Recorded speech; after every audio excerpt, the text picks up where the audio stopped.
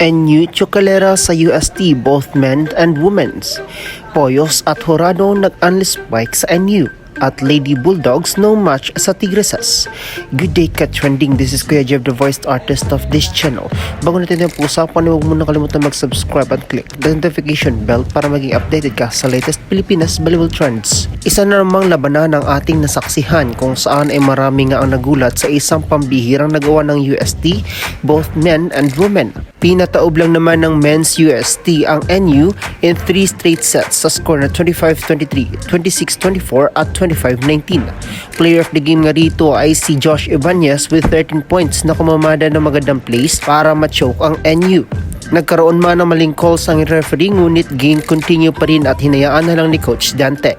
Samantala, halos pareha lang nangyari sa women's team ng NU kung saan ay na-choke rin sila ng UST. Patumbangan ng UST ang NU Lady Bulldogs in 3 straight sets also sa score na 25-19, 25-23 at 25-22.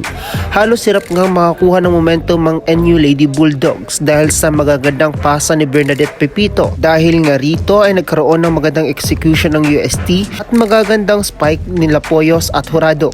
Halos lahat nga ng spikers ng UST ay napagana lahat ni Carvalhos dahil sa husay nito sa kanyang playmaking. Ipinamalas nga ng UST ang galing nito sa passing of balls at setting distribution. Pero ang nakakabilib rito ay ang bilis ng kilos ng mga players. Hirap ngang mapantayan ng NU ang kisig at liksi ng UST. Maliban nga rito ay mukhang iba nga ang galawan ng NU.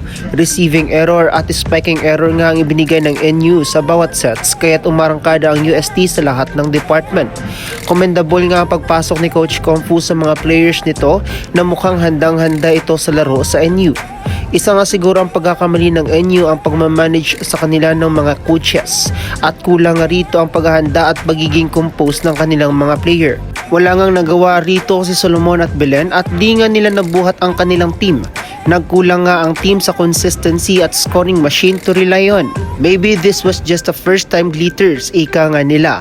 At mahaba-haba pa naman ang liga at pwede pa ngang makabawi ang NU sa mga susunod pa nitong mga game. Sa ngayon ay kabilang na ang UST sa may 1 win at kabilang rin sa mga may 1 loss ang NU sa una nitong mga laban.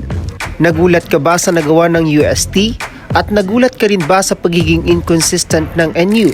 Sa tingin nyo ba ang kaya pang bawiin ng NU ang kanilang pagkatalo?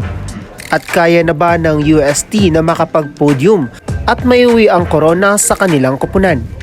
Baka may komento ka pa rito. I-comment mo na yan. So that's it for this video ka-trending. Don't forget to subscribe and hampasin notification bell para maging updated ka sa latest ganap ng volleyball sa Pinas. Thanks for watching and bye for now!